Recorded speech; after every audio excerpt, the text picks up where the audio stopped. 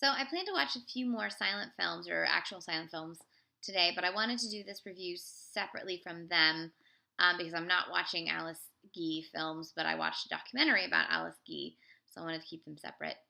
The documentary I watched was called The Lost Garden, The Life and Work of Alice Guy-Blaché, and it was directed by Marquise Lepage. It's a Canadian film. It's actually financed and commissioned by the Film Board of Canada, and it's about an hour long. I think it was probably a TV documentary at the time. There's really not a lot on the internet about this documentary, but basically, it traces Alice's life from slightly when she was born, just a little bit on that, mostly about how she got started at Gaumont and became basically the first writer, director, producer, uh, sometimes actress in the world, and how she was this super badass, and then how she came to America and how she established Soul Axe, and then sort of how she got written out of film history. There's archival footage of Alice Guy herself, as well as, I thought it was her daughter, but it's actually her daughter-in-law, Roberta Blaché, and her granddaughter, Adrienne Blaché Channing, as well as several historians and archivists, and head of Soul Axe at the time, Nicolas Seydoux. And it's just a wonderful look at the birth of cinema through the lens of Alice, because she was one of the founders of what we know of as the art of cinema. And she got so forgotten for so long, and thankfully by the time this film was made in 1995, through like Lobster Films and the work of countless wonderful historians, her films and her life started to get put back in the narrative. However, it's 1918. It's 1918 in my head. In 2018, there's still plenty of film makers, film goers, film lovers who have no idea who Alice Guy was. There's tons of arguments still about how, women shouldn't be directors. I recall a particularly terrible comment by a certain novelist turned podcaster that I hate.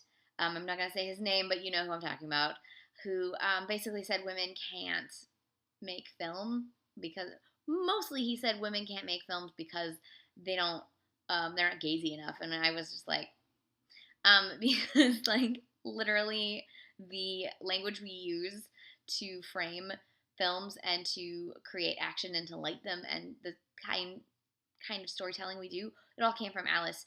Her father was a bookseller, and she spent her life reading novels and loving them. And when she was working at Gaumont, and when she first saw the early Lumiere brother films, she was like, street scenes are great, but what if we did scenarios? And they were like, yes, you can try it as long as your secretarial work you don't get behind on that. And she was like, okay. And then she made these amazing early scenarios, including at the time the longest French film was a 35-minute Passion of the Christ film that is, even today, I've seen the whole thing. It's beautiful, and if you know what cinema was at when she made that, it makes it even more astonishing what a wonderful technician she was, and how much foresight she had. When she had actors, she would hang signs all over her studio saying "Be natural," because actors at the stage at the time were not very natural, and then they got stage actors to be in the films, and they weren't very natural. And as any fan of old Hollywood will tell you, it took a while for people not to feel like people in movies, because they forgot, and lots of people didn't work with some of these great directors. There's many great filmmakers from the teens. I'm a big fan of the cinema of the teens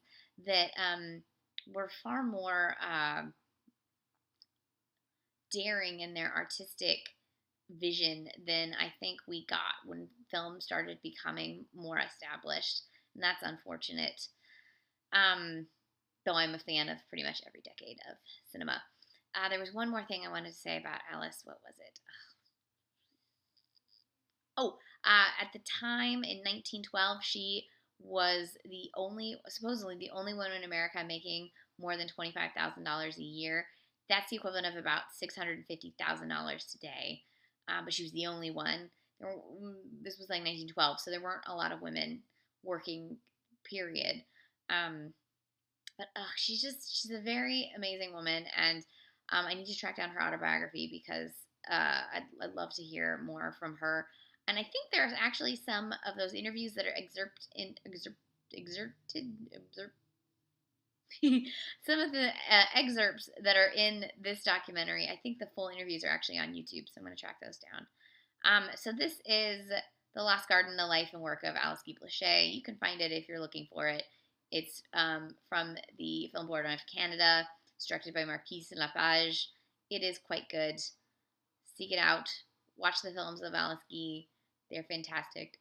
She's fantastic, and her story is cinema story, and she should not be forgotten.